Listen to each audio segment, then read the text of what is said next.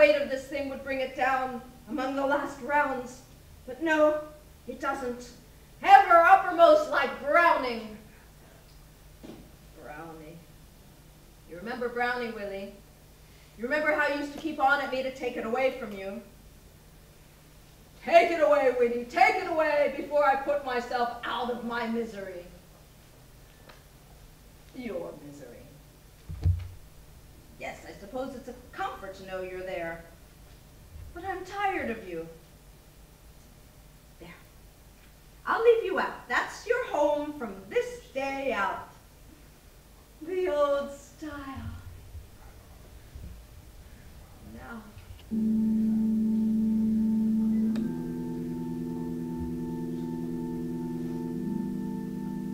Is gravity what it was, Willie? I fancy not. Yes, the feeling more and more that were I not held in this way, that I would simply float up into the blue, and that perhaps one day the earth will yield and let me go. The pull is so great. Yes, crack all around me and let me go. Don't you ever have that feeling, Willie, sometimes, of being sucked up? Don't you have to cling on sometimes, Willie? Willie! Shut up! Yes, love, up into the blue, like gossamer. No, you don't. Natural laws. Natural laws, I suppose it's just like everything else. It all depends on the kind of creature you happen to be. All I can say is that for my part, that for me, they are not what they once were when I was young and foolish. Beautiful, possibly. Lovely, in a way, to look at. Forgive me, Willie. Sorrow keeps breaking in. But what a joy, in any case, to know that you're there as usual and perhaps awake and perhaps taking all this in. Part of all this. What a happy day for me it will have been. After all, so far.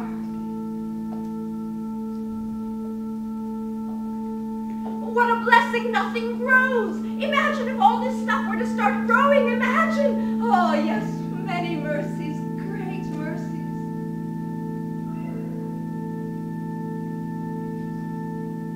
No.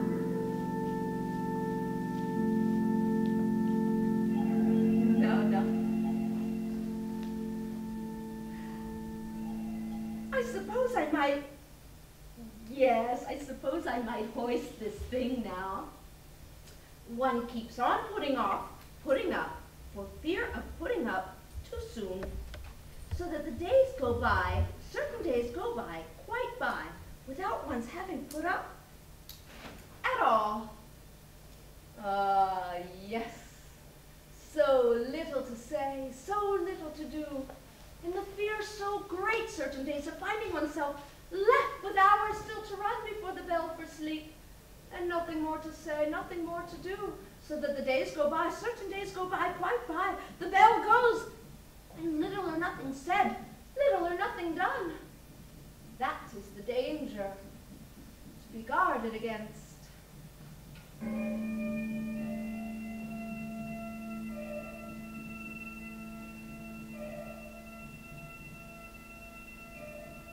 I used to perspire freely. Now hardly at all. The heat is much greater. The perspiration much less. That is what I find so wonderful, the way man adapts himself to changing conditions.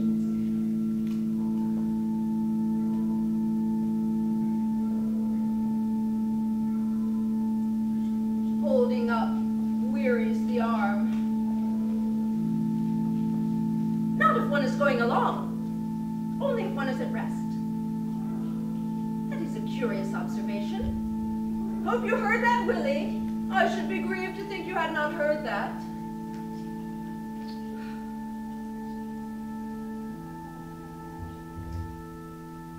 am weary holding it up, and I cannot put it down. I am worse off with it up than with it down, and I cannot put it down. Reason says, put it down, Winnie. Put it down. It is not helping you. Put the thing down and get on with something else. I cannot. I cannot move. No, something must happen in the world, take place, some change. I cannot if I am to move again. Willie, help. No. Bid me put this thing down, Willie. I would obey you instantly, as I have always done, honored and obeyed. Please, Willie, for pity's sake. No. You can't. Oh, well, I don't blame you. No, no, it would ill become me who cannot move to blame my Willie because he cannot speak. Fortunately, I am in tongue again, and that is what I find so wonderful, my two lamps. When one goes out, the other burns more brightly. Ah, yes, great mercies.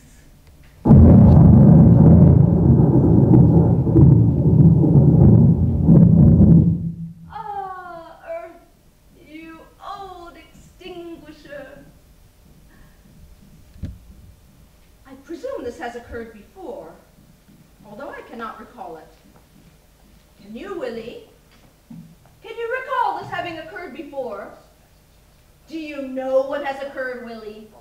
Have you gone off on me again? Your eyes appear to be closed, but that has no particular significance, I know. I do not ask if you're awake to all that is going on. I merely ask if you have not gone off on me again. Raise a finger, will you, dear? If you're not quite senseless.